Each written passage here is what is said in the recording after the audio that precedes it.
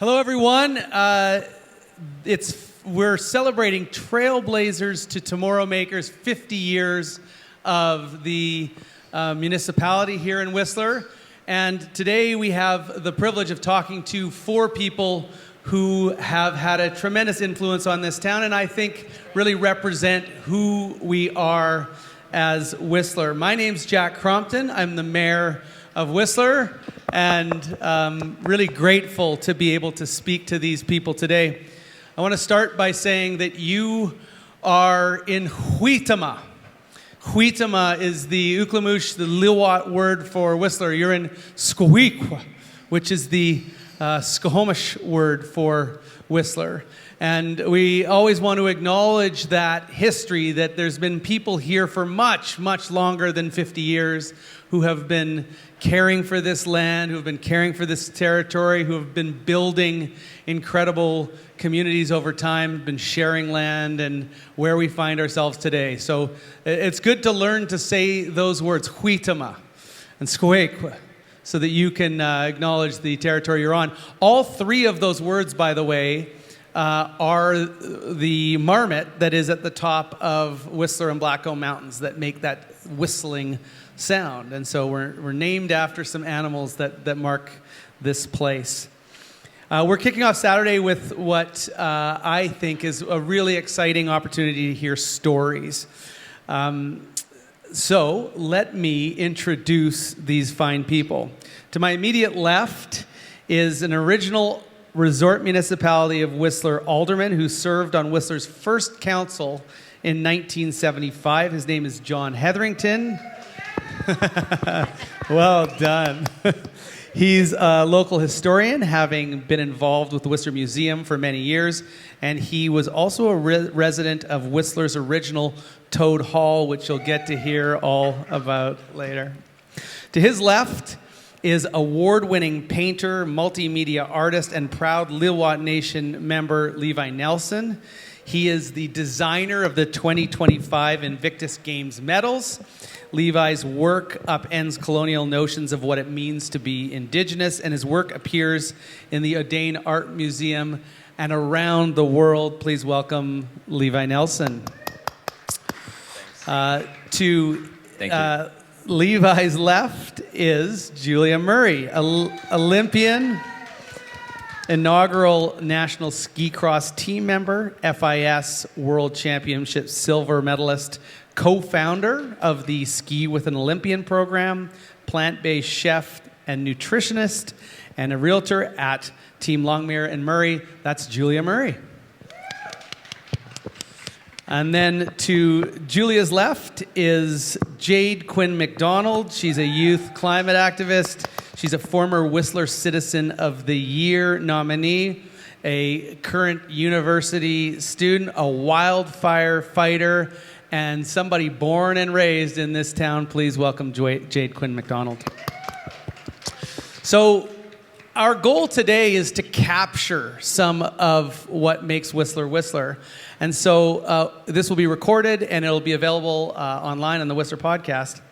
And so we want to just hear about this place. And so we'll start with John. John, there's a photo that many people have on their walls, and it's on the wall in the Whistler Museum as you walk in, a photo of a bunch of naked people holding their skis and wearing ski helmets in front of Toad Hall. Tell us about Toad Hall. Tell us about spending part of your youth there and what it meant in the 60s to live as a part of that community. Well, the picture of Toad Hall that everybody's familiar with, that Mayor Jack has talked about, is not a picture of the original Toad Hall. The original Toad Hall was actually on Nita Lake. The picture was taken at the north end of Green Lake. I moved into the original Toad Hall in late 1967 with three other guys, and we lived there. But Toad Hall kept changing as people moved out, people moved in. And I think it was the second summer I was there, and Bob Maxwell and I were living there with some others, and he said, "There's a girl who's living out in the back here someplace. And there she goes right now. We should talk to her." So we went out and talked to her and sort of confronted her, and it was morally. We said, why don't you live in the house instead of out in the old chicken coop? And so she moved in, but morally had decided that she couldn't be a true hippie chick if she didn't have any goats. So she somehow persuaded Duncan Bell Irving, and in a time of severe weakness, he went out and bought 3 goats for Morley. These were, I really got to hate goats because of these goats. They were amazingly agile animals. They could jump up on the top of a fence post, stay there, and then leap over to the next post and land there and stay there. But what we didn't like is they learned how to butt the back door of the kitchen open. They jump up on the counters, poop all over the place, and eat whatever they could get their hands on. The other thing about these goats is they would always disappear, and they disappeared into some strange places. At some point, Annette Williamson, who was the wife of the original president, Williamson, who ran Whistler Mountain, she decided that the area that we now call Creekside, all around down there, was looking pretty terrible. She brought up her gardener, and he planted all kinds of bushes and trees and flowers and things, and the place was looking pretty nice until the Toad Hall goats escaped. They came over and ate every flower, bush, and plant that had just been planted, which is typical of goats. It was a different time, hey? How many people lived at Toad Hall? Well, we had a time we called Crazy Spring, and we think there were about 14 of us living there. Some in the house, some in the old chicken coop, some in the barn, and Rod McLeod was living in the hayloft at the stables. And how much did you pay for rent? $50 a month, which might seem like a heck of a good deal, but it was the coldest darn place I've ever lived in my life. If the wood stove in the kitchen wasn't going, the place was the same temperature as outside. Huh. So it took some time, but you grew up and you became an alderman. You left Toad Hall and you were a part of the first Whistler Council. Backstage, you were telling me that the whole valley really smelled bad in the spring of 1975 when the municipality became a municipality, and that some of the first work you had to do was dealing with that smell. Talk to us about the beginning of the municipality. Well, when we got elected on town council, we were a brand new town council. We didn't have any employees. We borrowed the clerk from Squamish to come up and just kind of keep our meetings under control. I think the first meeting was in the mayor's basement, and then we moved from place to place until we finally got a semi-organized place to meet. But it was a bit, it was difficult to know exactly how to deal with everything, but one of our first major projects that we knew about is we had to build a sewer system, because in the springtime here in Whistler, the place smelled like septic, the whole valley, because that's all there was. There were just septic tanks. And septics need to be fairly warm, and of course the most use they got was in the wintertime. So sewer system doesn't sound very exciting, but it was seriously necessary. I see some family members of Cliff Jennings here, one of the first employees, maybe the first employee of the municipality, doing a lot of that work up here. So fascinating to think that really we've come a long way, but without a sewer system, you're not able to actually build all that you've done. Well, thanks, John. That was terrific. Levi, you are a Lil'wat artist. What does it mean to you to be both Lil'wat and an artist? Well, being an artist is a dream come true, but being born and raised here in this location, I think, is just like the cherry on the sundae. I've been to a lot of different places, New York, like Mexico, London, Los Angeles, but I think one of the most beautiful places I've ever been has been here, in my own home territory, which is Pemberton and Whistler. Like, this is my backyard, and I think it's just such a privilege. And how do you feel the territory is reflected in your art? Like, do you experience, like, if I'm looking at your art, how is Lil'wat territory reflected in it? Well, I'm a contemporary Indigenous artist, and I use the shapes of the land, Northwest Coast shapes, and Coast Salish as well in my work, mixed with a bit of photorealism. So there's I connect my work to my indigeneity, and it is born from this specific area. If you look at some of my paintings, you'll notice some of the mountain regions, but also the pictographs that I borrow from my ancestors also find their way into my work. And are those pictographs, like, have you been to some of those pictographs around the territory and included them in your art? Sorry? The pictographs, like, how are they represented in your work?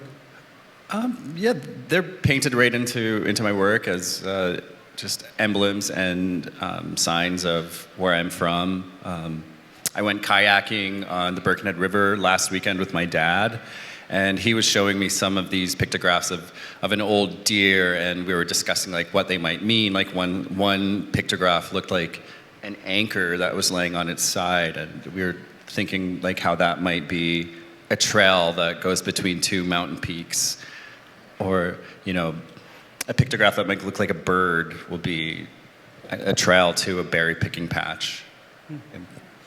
So one of your pieces called Nations in an Urban Landscape sits at the Odane Art Museum. And I remember when you first showed it to the community, it was part of a exhibit at the Moore Young Arts Center, and it was a moment for me of sort of falling in love with a piece that I'd never experienced. I was just learning about art myself. But you were saying backstage that was a big moment for you as an artist as well. Talk to us about Nations in an Urban Landscape and that moment in particular. Yeah, well, that was my first solo exhibition. It was called After the Blast. And Nations in an Urban Landscape was a pivotal moment in my career where a major gallery, the Odane, purchased that painting for their permanent collection. And if you're not familiar with the painting, it features it's sort of like a scene in downtown Vancouver with Indigenous people. It looks like they're maybe trading baskets or artifacts on the street in today's downtown east side, and they're wearing masks. Like there's a raven mask and a Quagga mask, and I was thinking about Nations in an Urban Landscape. The title comes from a paper by Marcia Crosby, and she talks about how do Indigenous people behave outside of their cultural territories when they're in the city. So I thought about that, and when I was at Emily Carr University, traveling near like the Vancouver's downtown east side, there was a lot of Indigenous people there who you don't immediately know where they're from. They could be from Haida Gwaii, they could be from, Port Hardy, the Squamish territory.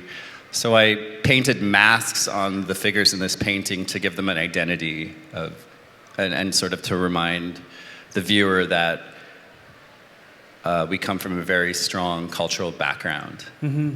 And that painting now resides in the Odane Art Museum, and it's such a pleasure to see when people like Snapchat me themselves in front of that painting. Yeah. But it was a magic moment. Yeah, for sure. It's really worth going to the Odane and sitting with that painting. It strikes me too that the people that aren't wearing masks, their faces are obscured, and as I look at it, it seems to me that connection to your own culture and history is really important in giving you a sense of who you are as a person, and maybe the people who don't have access to those masks don't have the same sort of connection to who they are as people. Were those masks that were in the Odane Yeah, actually. You can see those masks as part of the O'Dane's permanent collection. The Raven, I think, comes from Quagouth. There's a Haida mask. When we put this out into the public, we'll make sure that we have a picture of that painting in the notes so that people can actually have access to it. So thanks, Levi. That was great. Yeah, you're welcome. Julia, you grew up around skiing. It was, and it still is, an incredibly important part of your life. Your mom was a champion freestyle skier. She's here somewhere. If you want her autograph, you can go get it. And your dad was Dave Murray. So talk to us about what it means for you to have grown up around skiing and what skiing means to our town. Definitely was bred to be a skier. Like you say, my mom was a world champion freestyle skier. My dad was Dave Murray, Crazy Canuck. There's a downhill run named after him. There's, a lot of things named after him, which is amazing that his legend carries on. But yeah, ever since I was 2, I've been skiing. And I think I'll take it back to this one project that I had with Mr. Reimer in grade 5. Huh? Mr. Reimer! He's amazing. He actually had us write down our dream. And they gave us a paper bag, and we just wrote down our dream, whatever it may be. In grade 5, I wrote down and drew out that I wanted to ski down my dad's run in the Olympics. And I was in my downhill suit, and there were gates and everything. And that was even before the Olympics were a twinkle in Whistler's eye, and I had that dream. And it came true. So I think living in Whistler, growing up in Whistler, just brews those ideas because it's around you. And for me especially, I feel lucky that I had parents like I did, and now I have the glorious Ray Longmire. He's also an amazing dad. But yeah, there's so many amazing people in Whistler that just inspire everyone all the time, and it's a really great place to be because of that. We were talking earlier about a website you've started that collects stories about Dave Murray, and we were talking about some of the defining characteristics of him, which I think really reflect on this town. So talk to us about that website and what you've been learning about him. Yeah, it's interesting because it's of course very sad that my dad passed away when I was 2. But with that, and him being such a legendary human, not just in the world of skiing and, being one of the first Canadians, along with the Crazy Canucks, to start beating all the Europeans, but as a human being, he oozed kindness, and there's just been so many countless stories people have told me about him. And it's kind of led me into this person who I am now and the way that I want to lead my life, because I see how he's remembered. And I see that the most important thing is to be kind, to be welcoming, to be friendly, and make everyone feel like they're incredibly important, because they are. Everyone is authentically themselves, and that's a really special thing. And so I feel lucky that was just kind of oozed into me from the very beginning. And the website, sorry, that was a question. It's just a Facebook page. It's called Dave Murray, Crazy Canuck Dave Murray. And there's so many local Whistlerites on there that have shared stories about him. And you'll see if you just read through that, that's just the through line of who he was. So your skiing career was long and storied. And a lot of it, I think for you, I'm guessing, was really excited to compete in the 2010 games, but you got hurt pretty close to the 2010 games. Tell us about your injury, and then tell us about what you did in response to that experience. Very bad timing. Yeah, I was a part of the first ever national ski cross team, because it wasn't actually in the Olympics until 5 years before the Olympics in Whistler. So we had to form a national ski cross team, and I was one of 4 girls named to the team and 4 guys, and then traveled around the world, European World Cup ski cross tour, and ended up being pre-named to the Olympics because I had all these podium finishes leading up to the games. So things were looking really good, and 1 month before the Olympics exactly, to the day, I blew my knee. I blew my ACL, MCL, tibial bone bruise, you know, the whole works. I flew off this jump and tripled a feature instead of doubled, and landed on the takeoff of the next jump, so totally squished myself.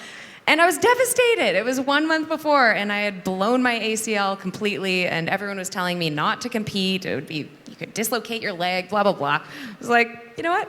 I'm gonna do it anyways because it was my dream since grade 5, and I'm that close. So I had a little meniscus clipped out so I could actually bend my knee, carried the torch on crutches 2 weeks before the Olympics, and ended up competing, came 12th, and then got reconstruction surgery right after. Wow. It was a roller coaster. That's what Yeah, it was. I bet. You considered not competing? For a second, yeah. Okay. My mom might have grown a few gray hairs about me competing. It was worth it, though. Thank you. Jade, we often hear about how people come from everywhere to live their dream here. You really had no choice. You were born here, and this was your home. Talk about your early memories of what made your home and what was distinctive about your growing up in Whistler. Yeah, no choice, but really wouldn't have had it any other way. Yeah, growing up in Whistler, obviously the first thing you see coming from any direction are the massive mountains. And that's what I grew up knowing as this town. Despite other attractions, I think really what I always knew as Whistler was the natural amazingness and recreation, like skiing, obviously, biking, cross-country skiing, all that type of stuff. So my mom moved here for the skiing. My dad moved here for the skiing. I wish I was bred to be like an Olympic skier. But I'm pretty mediocre. I like it though. And Me too. Yeah. Mediocre. We're both mediocre skiers. Gotta love it. Love it.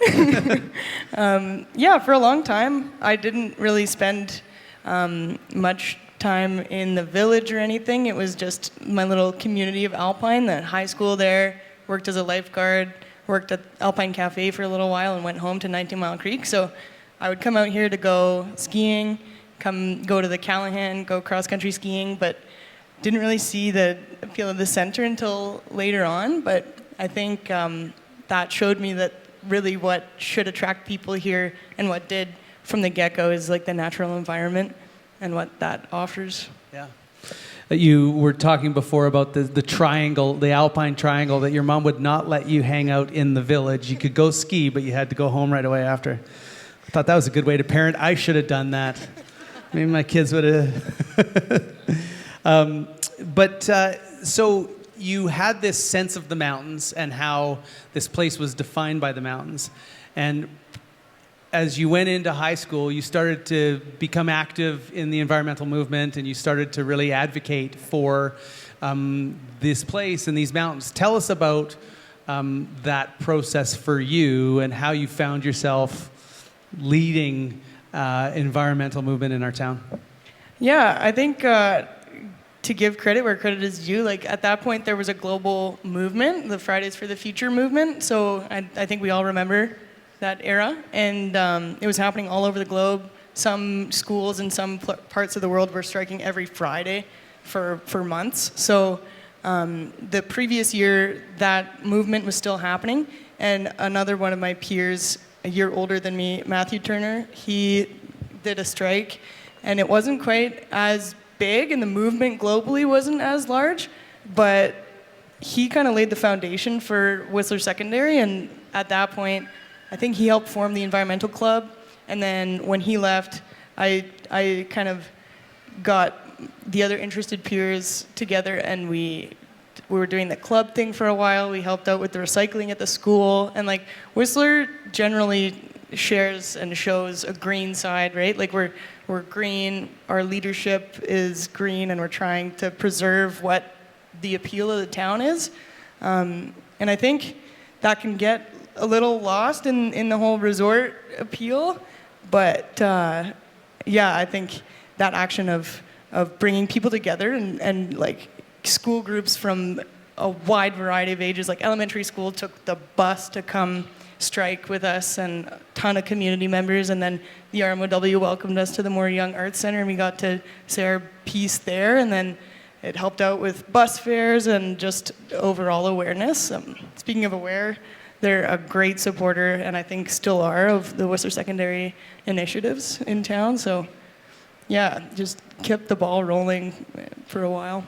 I was mayor at the time, and it was intimidating to have 600 kids walk to Municipal Hall demanding that we do things differently. But I have always been a big believer that sort of push from community is how governments change if they do, is that they are told by their communities that they need to change. One of my favorite books is a book called A People's History of the United States of America, and it's written by a guy named Howard Zinn, and he talks about how Abraham Lincoln is the name that we know, but it was the people that forced that change. And it was a small act, but my kids now talk to me about free transit fares all the time. They think it's the greatest thing that's ever happened. It was part of that push. And I think our communities need to learn from groups like Aware, Fridays for the Future, people that are willing to stand up and say, we need to make change. So well done. And I think it's, like you say, it's a long legacy of a community that's cared and has forced governments to care as well. So anything that, for all of you, that sort of marks Whistler? What do you, when you hear the word, what jumps into your head? Anybody have anything they want to share about Whistler? I've got a quick thought. I know every time I introduce myself and I'm like, hi, I'm from Whistler, you get some pretty crazy looks. You're like, wait, what do you, like, there's a school there? People live there? I thought it was just a ski hill. Yeah. So, yeah, it's funny those conversations that Whistler sparks, and everyone kind of has an idea of what it is, and they're like, oh, you're a unicorn. Like, oh, I've never met anyone who actually grew up and lives in Whistler, but we're a strong community, and I think that's important to recognize. Yeah. It's interesting, a lot of people ask me, well, where do the people live? And they're all behind the trees along the highway. I think people think you just drive from Function to the village and that's the only thing that exists. But yeah, we're a strong community. It's important to remember it. John? Whistler is, it's such an incredible place, and it's become really well known around the world. And I remember traveling in Europe a few years ago, and people would say, where are you from? And I could say, Whistler, and they would know what I was talking about. Yeah. And so it's got that kind of an international reputation. And these are people who've never ever been to Whistler, but they know of it. Yeah. And if people have been to Whistler, then they want to talk to you about it. Yeah. So it's a special place here. Yeah, for sure.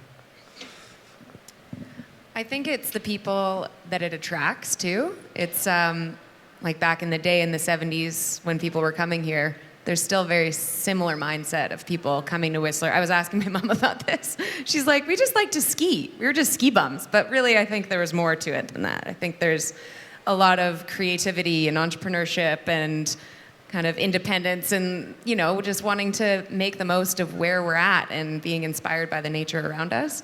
And I think that's the rich culture that I hope continues on, and I know it will, but that's the kind of feeling of inspiration when you're in Whistler that's still here. Mm-hmm. Great. Anything to add? Yeah, I just really love that small town feel that Whistler has, and that community, sense of community that people have when the friends that you make competing in downhill sports or just getting outside, friends you might make at the gym, or even in the small art community that we have here. I think it's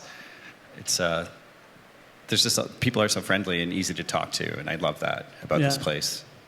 I was on a tour of the SLCC, and it was with a group of people that was in town from out of town, and Redmond Andrew was working a shift sort of dealing with some items that needed to be dealt with, and the tour was at one of his, the house posts that he did with Ed Noiscat.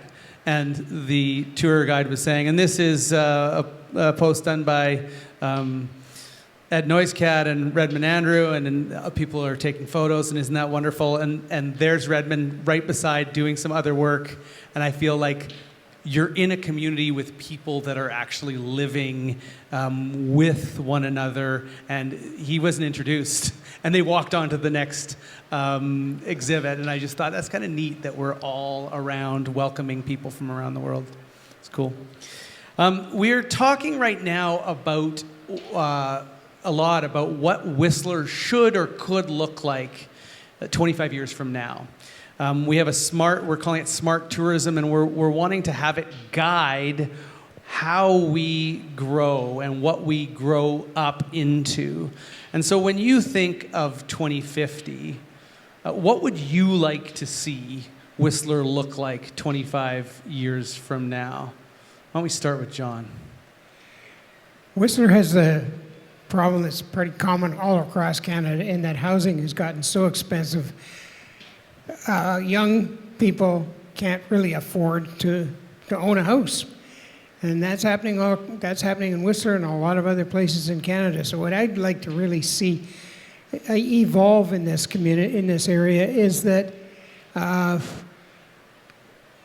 throughout the municipality, each of the neighborhoods have people living in them full time, that you have families, that you have kids. Right now, you can go to different communities in Whistler and nobody lives there at all. And with some other areas, there are people. I live in Alpine Meadows, and there are families and there's people living there. But I'd like to see that across all of the different communities in Whistler. Neighborhoods teeming with families and workers. That's what I'd like to see. More families, more people, the workies spread out throughout the community and not just down in Cheakamus Crossing. Yeah, it's great. It's a good vision. Anyone else? What do you want to see in 2050? What's a vision of the future? Julia. It's a big question, Jack. Yeah, I know. We're taking notes, too, and we're just going to make everything you say happen. Yeah. That's what happens. You write your dream down, and it happens.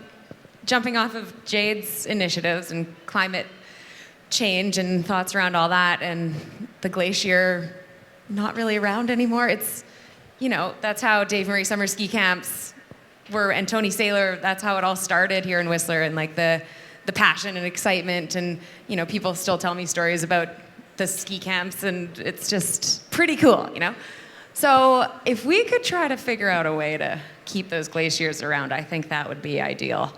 And I think the number one thing that you can do is your personal choices, whether that's choosing to ride an e-bike instead of drive, and eating less meat because it creates less heat. And, little bits. I think if people realize how much of a difference each of us can make as an individual, it's not just a drop in the water. It's like, you are everything, and you can make a difference. And then we can ski forever here, because that's the vision. Yeah, 25 years from now, if we're still skiing, it would be really important to this town, I think. Yeah, big deal. Jade, we were talking about wildfires and about being a resilient community to wildfires, and how you're actively engaged in fighting wildfires. What about you, 2050? What would be a great Whistler? Yeah, I think maintaining the strong community groups, like the nonprofits like Aware, and then the Cheakamus Community Forest is an incredible initiative. It's like, oh gosh, how much? 33, I don't know the number. A lot of Whistler is managed by this community group. And I think right now, like community forests in British Columbia, there's about 50 of them.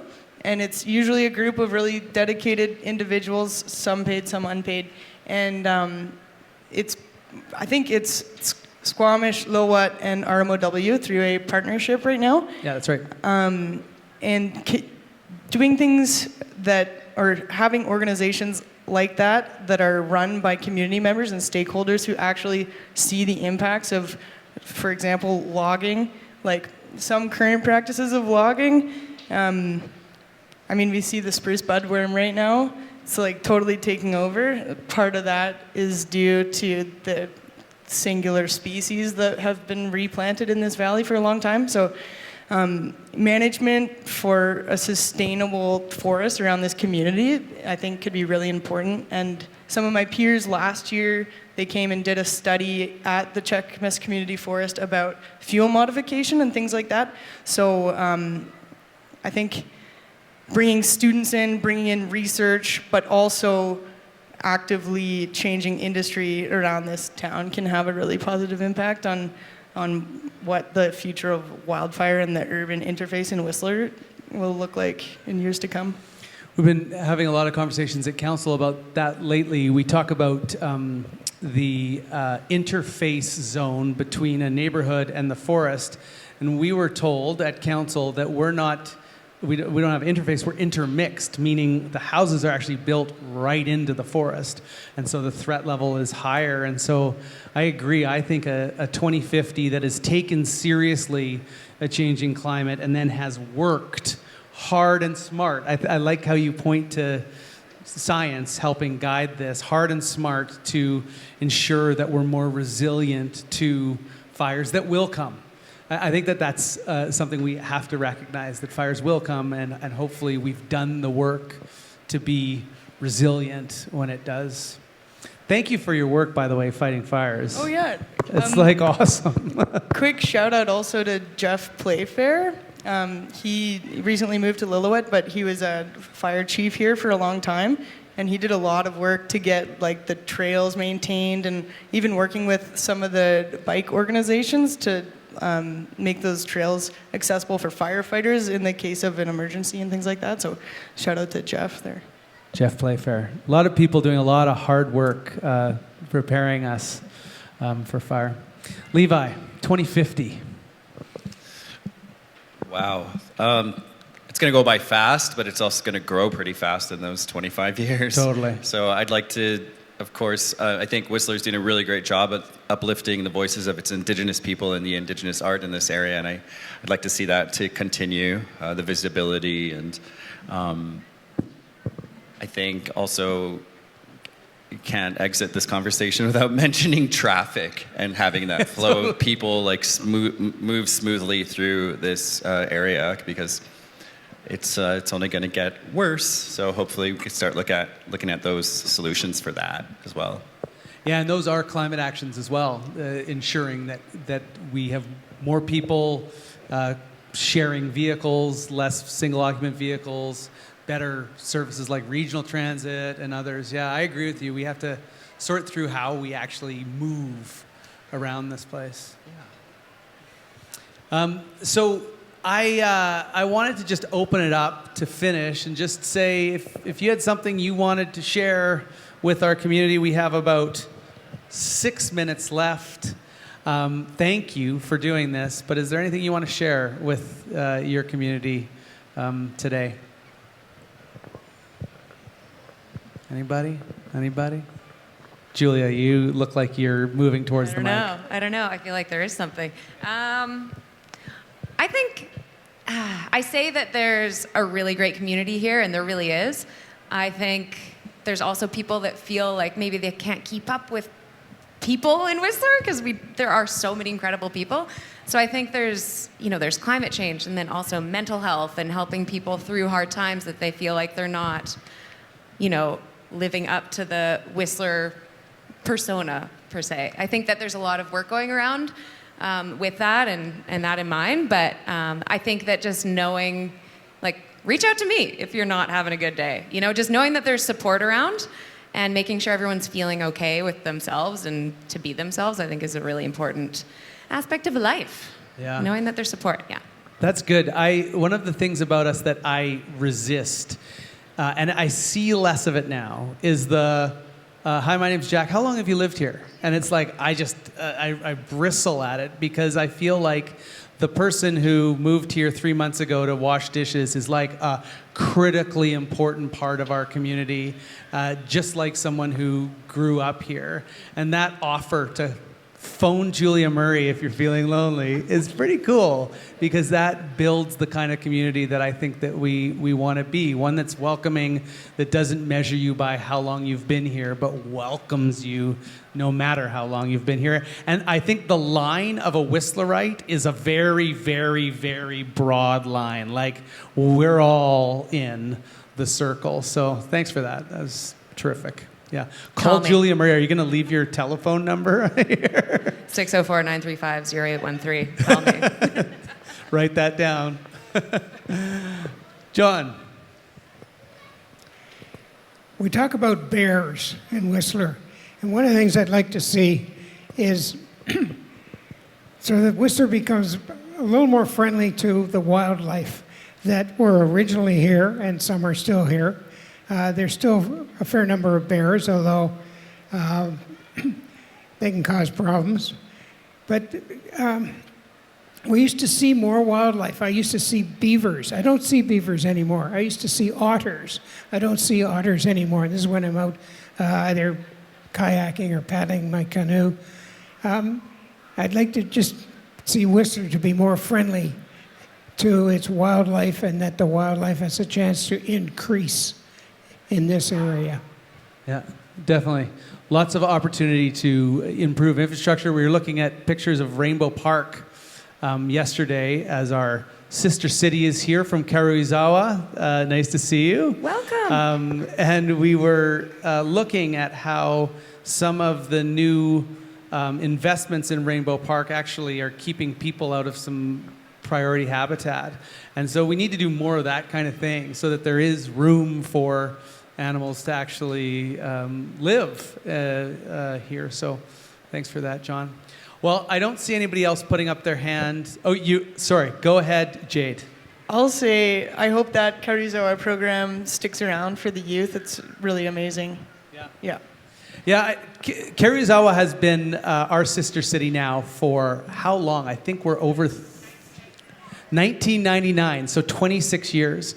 And they've traveled a long way to join us, to celebrate our community. So thank you for doing that. It's a privilege to be sisters. And I agree. The more we can have kids from this town experience Karuizawa, and the more Karuizawan kids we can have here, the better. Well, I hope that gave you some insight into the last 50 years and the next 50 years. It is a real privilege to have each of you on stage with me. I've been looking forward to this for a long time. Thank you for the contributions you've made, and thank you for the just opportunity to hear stories about this place, to hear about Trailblazers, to Tomorrow Makers.